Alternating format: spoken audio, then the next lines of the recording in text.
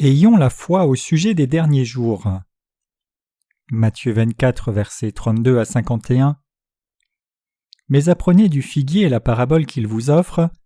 Quand déjà son rameau est tendre et qu'il pousse des feuilles, vous connaissez que l'été est proche.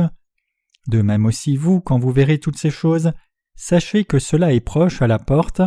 En vérité, je vous dis, cette génération ne passera point que toutes ces choses ne soient arrivées. Le ciel et la terre passeront, mais mes paroles ne passeront point. Mais quant à ce jour-là et à l'heure, personne n'en a connaissance, pas même les anges des cieux, si ce n'est mon Père seul. Mais comme ont été les jours de Noé, ainsi sera aussi la venue du Fils de l'homme.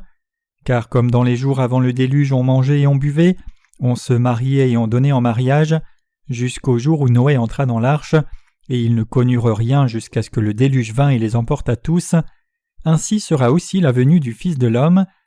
Alors 2 hommes seront au champ, l'un sera pris et l'autre laissé.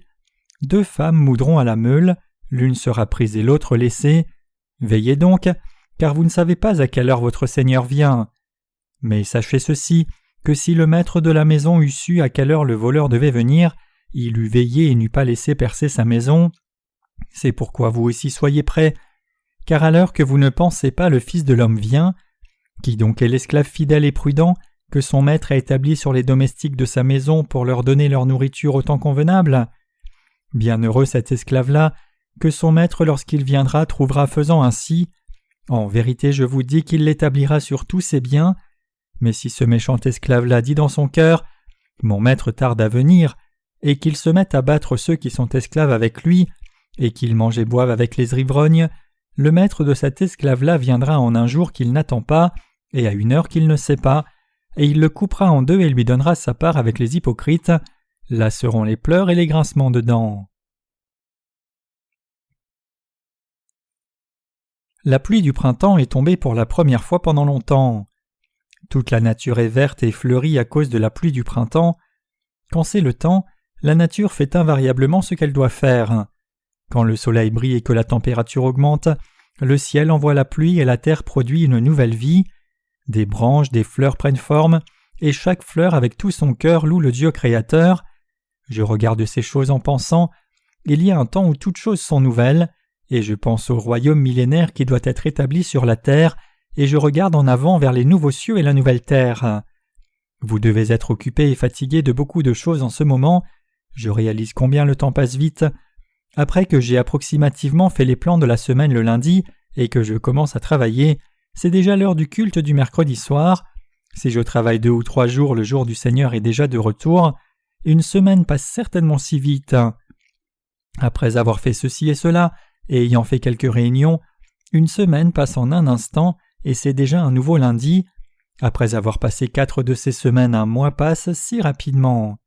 Chaque mois, nos églises dans toutes les régions font des réunions de réveil tour à tour, et quand je reviens de la réunion, je réalise qu'un mois est passé.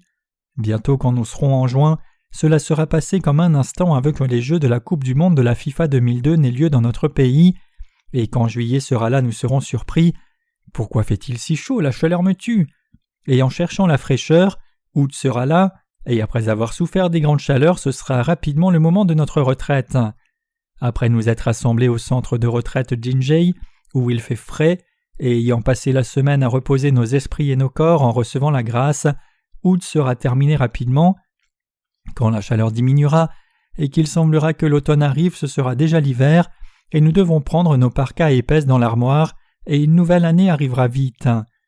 Le temps passe vite, et il est bon que le temps passe si vite, mais j'aimerais pouvoir finir rapidement tout le travail que j'ai à faire. Je suis encore jeune dans mon cœur, mais mon âge corporel est déjà avancé de plus d'un demi-siècle depuis des années. Certainement les jours filent. Aussi, les affaires globales sont dans un état si urgent, car je pense que les prophéties de l'Apocalypse s'accomplissent. Si vous regardez dans l'Apocalypse, il est dit que dans les derniers jours, la marque du 666 sera marquée sur le front et la main droite des personnes. Cette marque est le nom de l'Antéchrist, ou le nombre de son nom. Apocalypse 13, verset 17. Récemment, un certain inventeur a inventé une puce électronique qui a pu être placée dans le corps d'un animal, et l'animal peut être facilement repéré s'il est perdu. La puce électronique est placée dans l'animal avec un outil semblable à une aiguille, et cela peut s'accomplir en quelques secondes. La puce est utile parce qu'elle contient toutes les informations essentielles de l'animal pour que lorsque l'animal perdu est ramené, en examinant la puce, il soit facile de retrouver le propriétaire. Non seulement cela, mais il est aussi possible de connaître l'année de naissance de l'animal, sa race, ses informations de santé, son lieu de naissance et l'adresse du propriétaire actuel. Bien que cette puce électronique ait été inventée dans le but d'être implantée sur du bétail ou des animaux domestiques, elle peut être placée sur des gens à tout moment. Aussi, puisque si vous disparaissez ou mourrez dans un accident, vous pouvez être facilement trouvé, les gens qui veulent cette puce sont de plus en plus nombreux. De plus, puisque cette puce fonctionne aussi comme identification et carte de crédit, le jour où elle sera largement utilisée n'est pas si loin. La tension et le conflit existent aussi entre Israël et la Palestine. Bien qu'Israël soit sous une forte protection des USA, puisque les pays arabes ont une destinée mutuelle, ils peuvent s'unir à tout moment et s'élever contre Israël. Donc cette idée fait planer la menace de guerre comme un entrepôt explosif. Puisque la fin du monde a des corrélations avec les changements en Israël, nous devons surveiller les affaires de cette nation tout en nous concentrant sur la diffusion de l'Évangile. Si nous regardons au passage des Écritures d'aujourd'hui, dans Matthieu 24, versets 32 à 35, il est dit « Mais apprenez du figuier la parabole qu'il vous offre. Quand déjà son rameau est tendre et qu'il pousse des feuilles, vous connaissez que l'été est proche. De même aussi vous, quand vous verrez toutes ces choses, sachez que cela est proche, à la porte. En vérité, je vous dis, cette génération ne passera point que toutes ces choses ne soient arrivées. Le ciel et la terre passeront, mais mes paroles ne passeront point. » La nation israélite est une nation qui a été dispersée pendant environ 2000 ans. Cependant, les Écritures disent « Apprenez cette parabole du figuier, et que lorsque ses branches sont tendres et qu'il pousse des feuilles, vous savez que l'été est proche. » C'est la parole du Seigneur sur ce qui va arriver en Israël au dernier jour. Cela signifie qu'un jour, alors qu'il semblait que le figuier était mort, soudainement un autre jour les feuilles ont poussé et l'arbre est revenu à la vie. On croyait que la nation d'Israël était perdue et presque complètement vide, mais les gens d'Israël ont retrouvé leur pays. Tout comme les feuilles du figuier sont sorties et que l'arbre a de nouveau porté du fruit, la nation israélite s'est levée une fois de plus à réclamer son ancien pays, et les Israélites de plus font maintenant pression sur les nations voisines. Le Seigneur dit que cette génération ne passera pas que ces choses n'aient eu lieu, et par cette génération, il désigne la période de temps à laquelle la nation d'Israël existe sur la terre. L'expression métaphorique que le figuier verdisse à nouveau signifie que la nation israélite retrouverait son pays après l'avoir perdu. Après qu'Israël ne retrouve son pays, les Israélites commencent à se battre en montrant leur puissance, éveillant la colère de beaucoup de pays, et comme ils s'isolent, une guerre va éclater résultant dans leur soumission finale, et ils seront conquis à la fin. Donc Israël atteindra un point où la nation sera perdue de nouveau, mais avant que la nation d'Israël ne soit dispersée, le Seigneur viendra. Nous ne pouvons pas dire que ce temps c'est maintenant, mais nous pouvons dire que nous sommes au seuil de ce temps. Si nous regardons l'Apocalypse, il est dit qu'à l'avenir un dragon à 7 têtes sortira de la mer. Cela signifie l'apparition de rois du monde qui commettront des violences. Vraiment, dans le temps actuel, des dirigeants agressifs paraissent dans le monde entier. Le président des États-Unis, une superpuissance actuelle, n'a pas de réserve pour aller en guerre comme si c'était un homme né pour faire la guerre.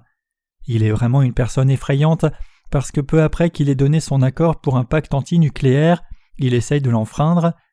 Il a enfreint l'accord qui disait que chaque pays ne développerait pas d'armes nucléaires et a déclaré que seul son pays ferait davantage d'armes nucléaires. Une telle personne défend la loi qui dit « Le faible tombe en proie au fort ». La raison pour laquelle il n'a plus peur des armes nucléaires que possèdent les autres pays, c'est qu'une stratégie de défense, utilisant un satellite pour intercepter les missiles nucléaires, a été mise au point.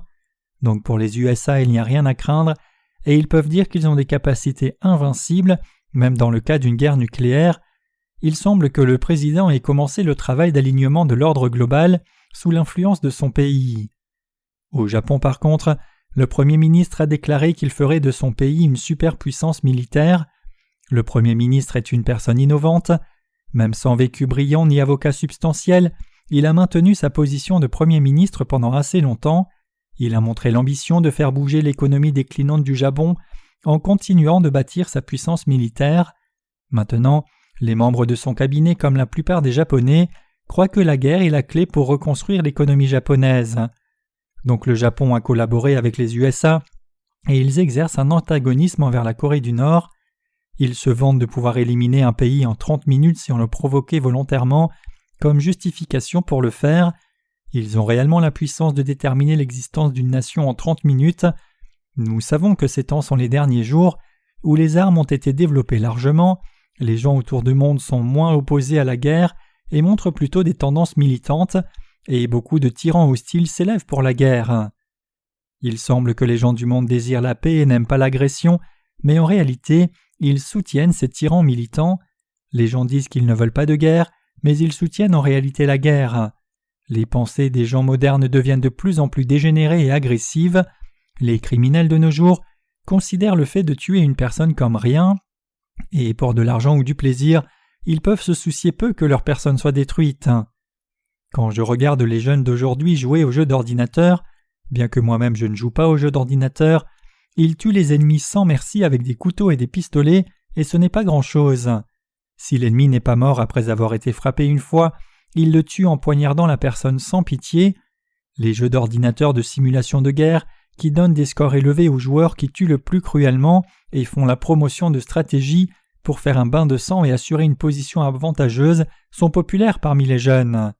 Cependant, je ne dis pas que vous ne devriez pas jouer à des jeux, mais par les jeux, nous pouvons faire une psychanalyse des pensées des gens absorbés dans ces jeux et examiner les courants du monde qui prévalent.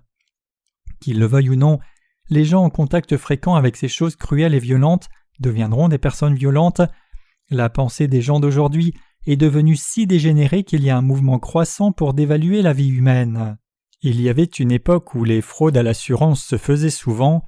Maintenant même, il y a des cas fréquents de gens qui s'infligent des blessures eux-mêmes après une souscription préméditée à diverses assurances ou souscrivent au nom d'un membre de leur famille ou d'une relation pour recevoir l'argent de l'assurance après avoir tué ce membre de leur famille. Ces choses montrent la tendance du monde à accorder de la valeur au matérialisme au-delà de la vie humaine. Dans le cœur des gens aujourd'hui, la valeur de la dignité humaine qui donne un sens d'importance et de respect pour la vie humaine a presque disparu.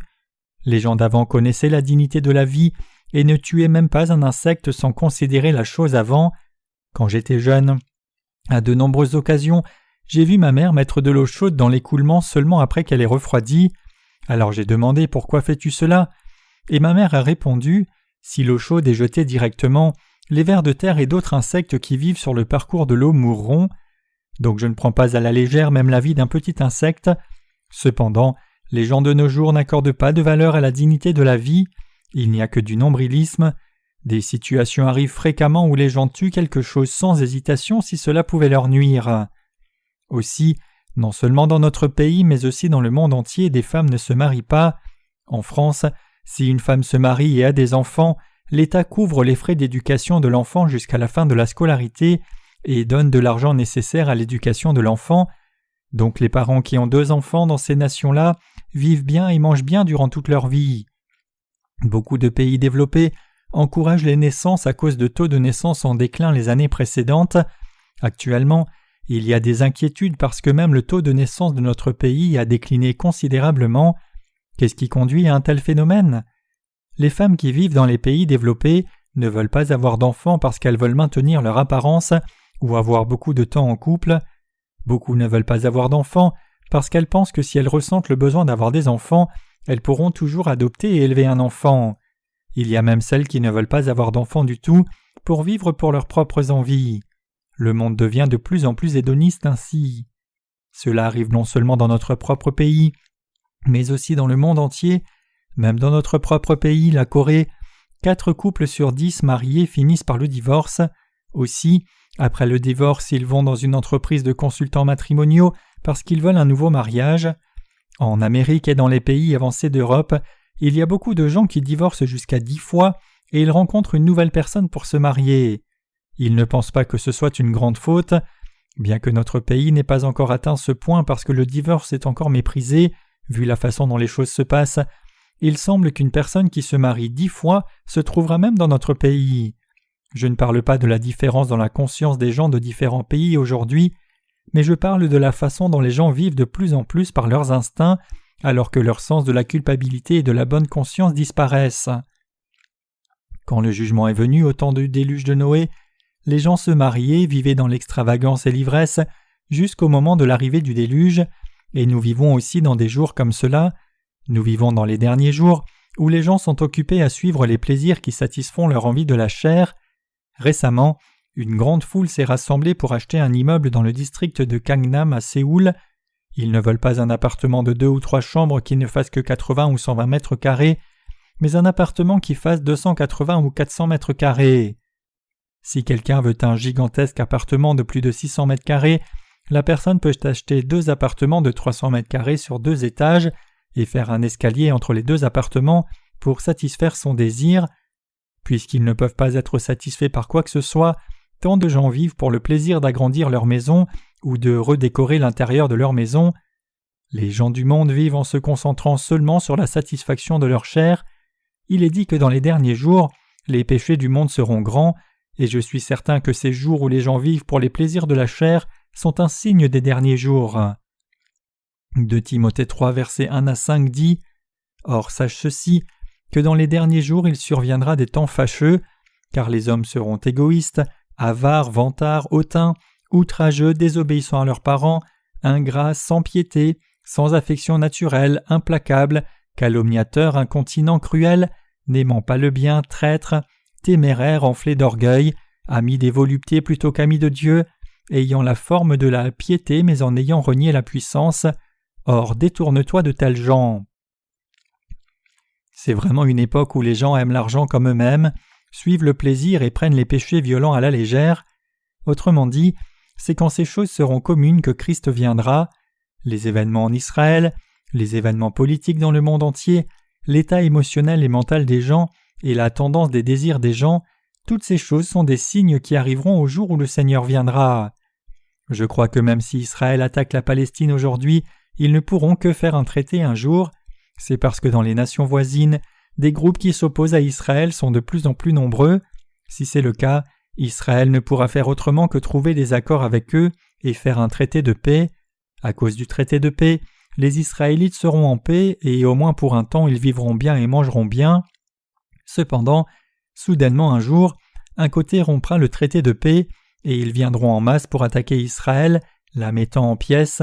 En ces temps-là, le peuple d'Israël criera en appelant le Messie qui les sauverait de la catastrophe, et quand le Messie ne viendra pas malgré leur attente, ils réaliseront que Jésus-Christ est le Messie attendu depuis longtemps, et ils croiront finalement qu'il est le Sauveur.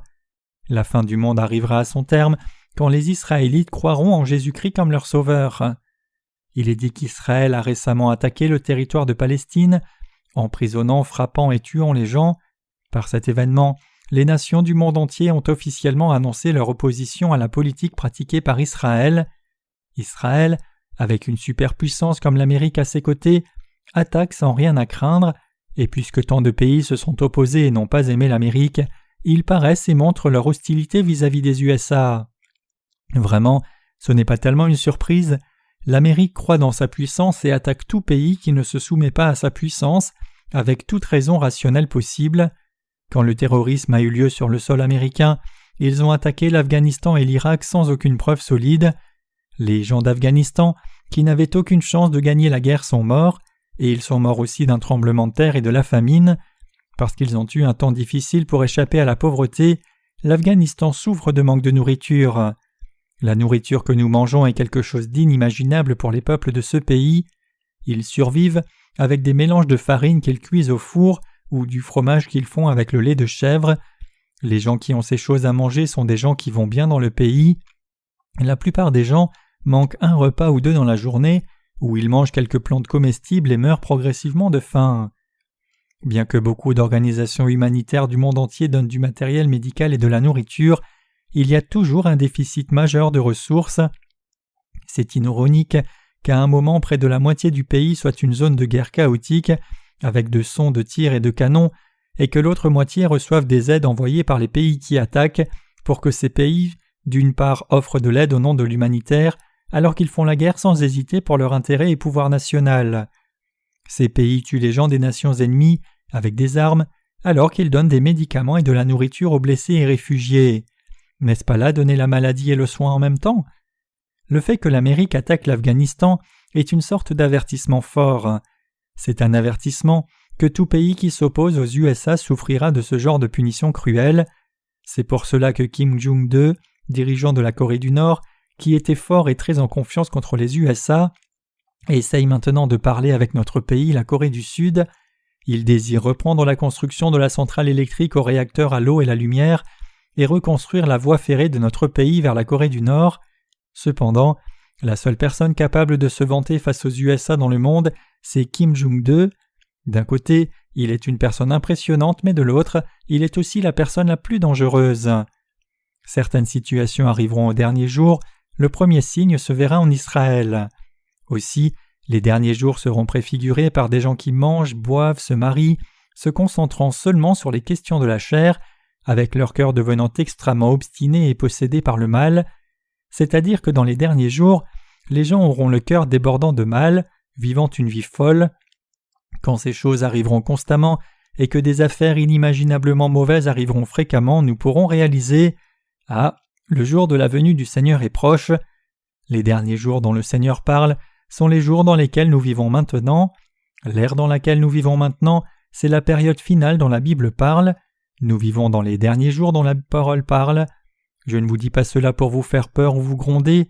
Réellement, je vous dis cela à l'avance parce que nous vivons dans les derniers jours. Le cœur des gens aujourd'hui est terrible.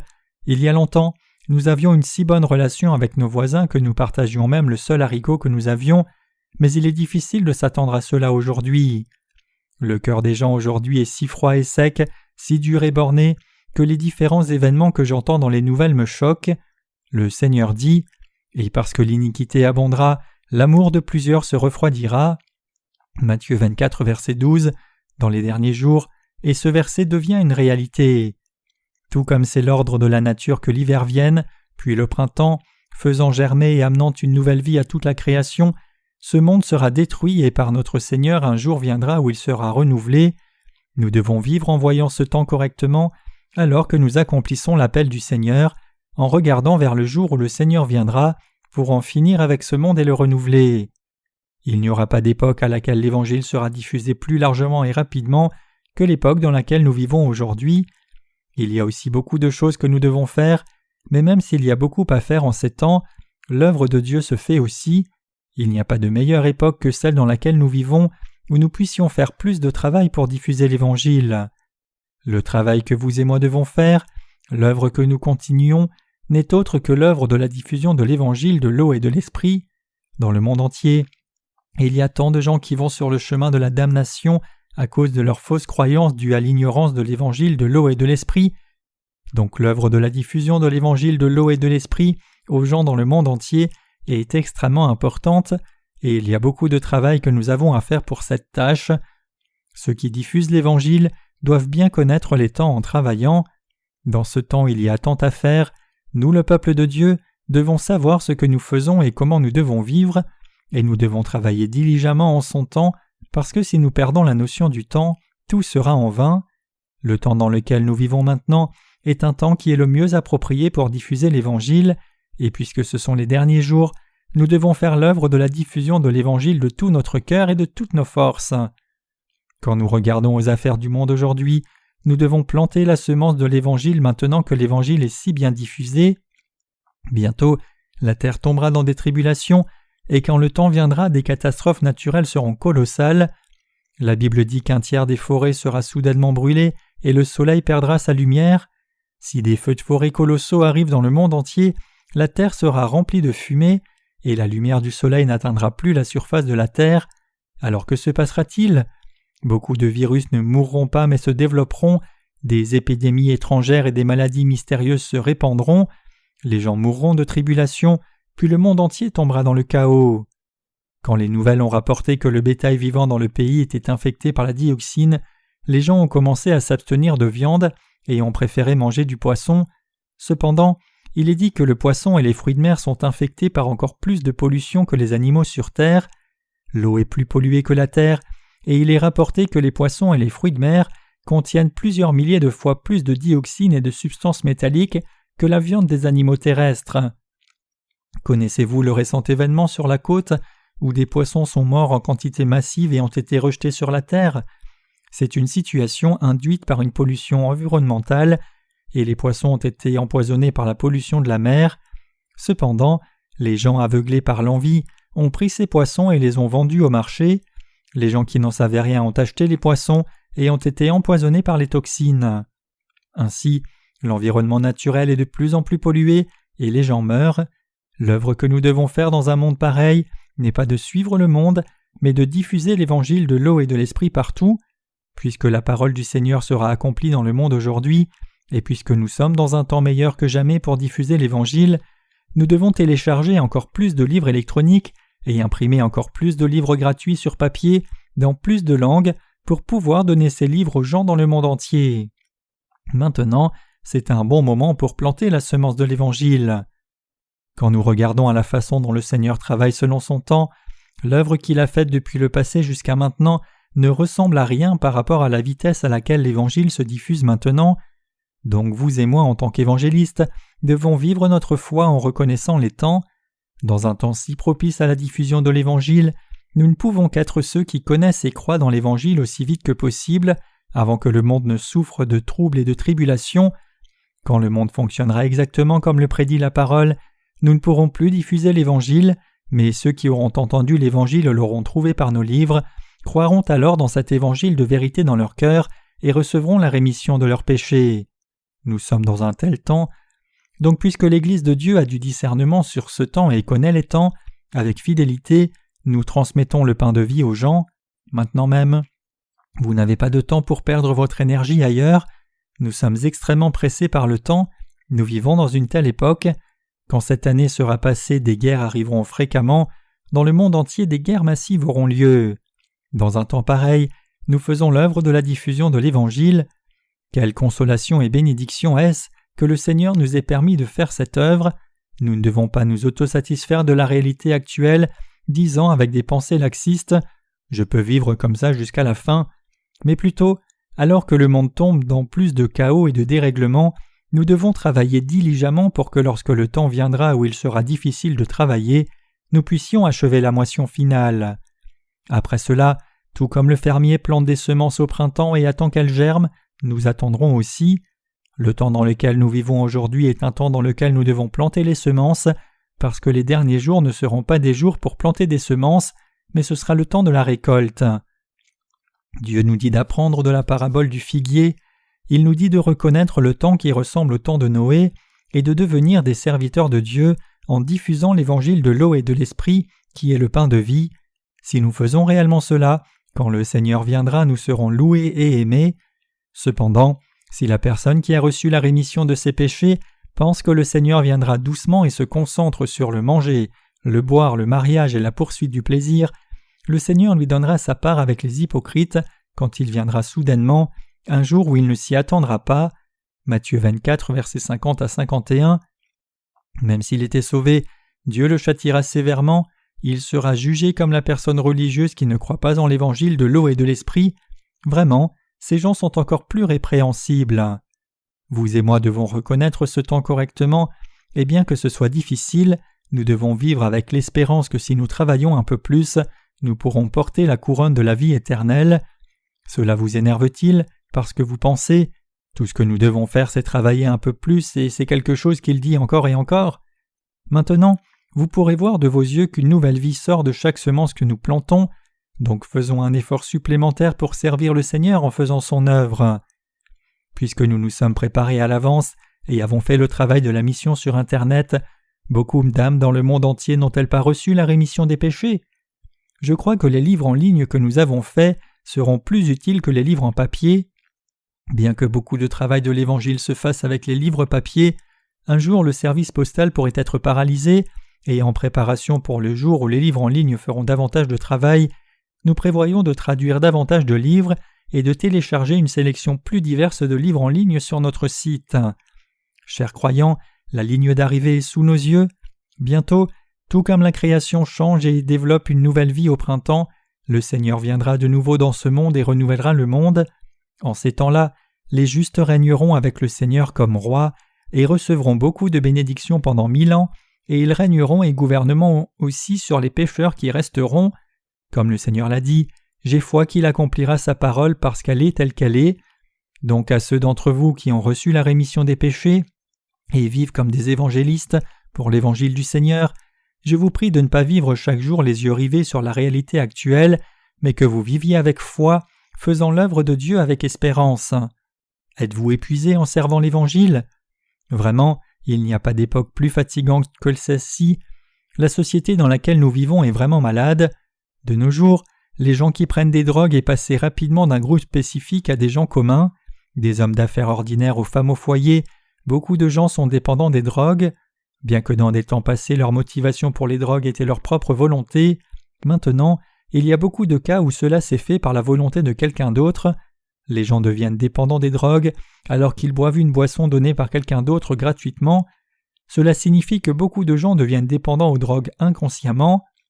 Les gens qui deviennent dépendants de cette façon ne peuvent pas rester sains une fois qu'ils sont dépendants, donc pour acheter des drogues, ils ne peuvent que donner de l'argent à la personne qui a introduit la dépendance. Puisque cela demande tant d'argent d'acheter des drogues, ils utilisent une autre personne en la rendant dépendante. Après avoir fait cela, ils deviennent dealers, demandant de l'argent en échange de la drogue, après avoir demandé un peu plus d'argent.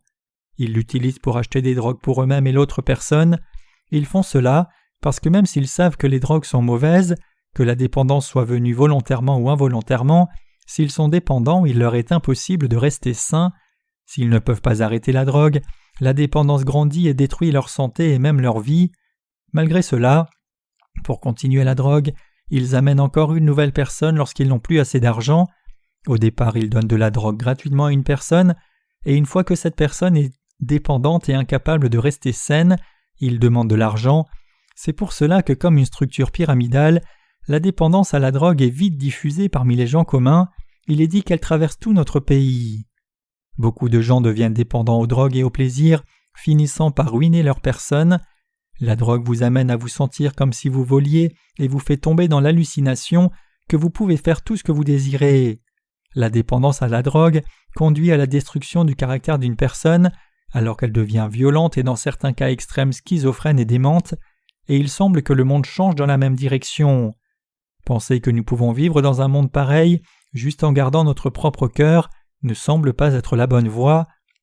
Il est plus profitable pour nous de vivre en faisant l'œuvre juste de l'Évangile et en essayant d'être le moins possible impliqués dans ce monde, parce que bien que nous ne voulions pas l'environnement qui nous entoure, en tant qu'humains, nous ne pouvons pas éviter d'être contaminés par notre entourage. Donc diffuser l'Évangile n'est pas seulement notre appel, mais c'est le seul moyen de garder nos vies en sécurité. Nous qui sommes les justes nés de nouveau, devons chercher à diffuser l'Évangile jusqu'à la fin. Puisque nous ne pouvons pas savoir ce qui vient demain, ne pensons pas à autre chose qu'à vivre chaque jour par la foi. Chers croyants, je crois que cette année qui vient est un temps très très important. Si nous travaillons cette année, nous finirons la plupart du travail. L'œuvre de la traduction d'un livre qui prenait 2 ou plusieurs mois auparavant prend maintenant seulement 1 semaine ou 2.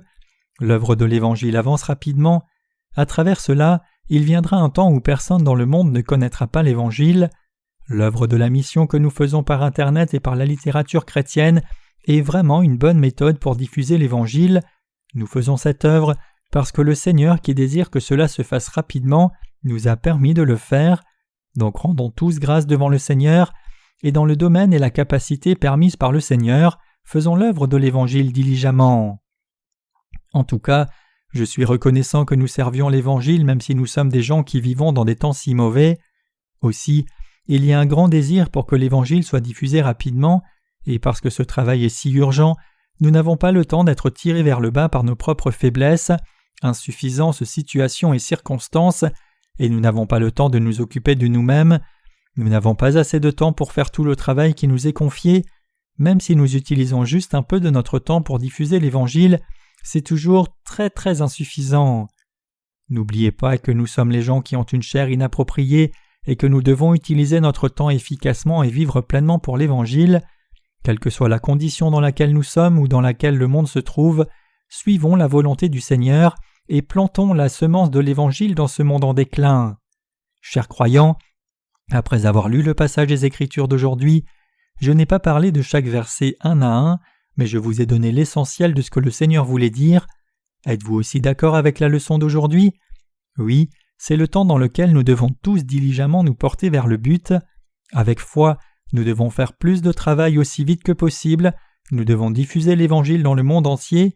Nous ne pouvons pas avoir des cœurs étroits en pensant seulement à notre Église et à nous-mêmes. Nous devons diffuser l'Évangile dans le monde entier.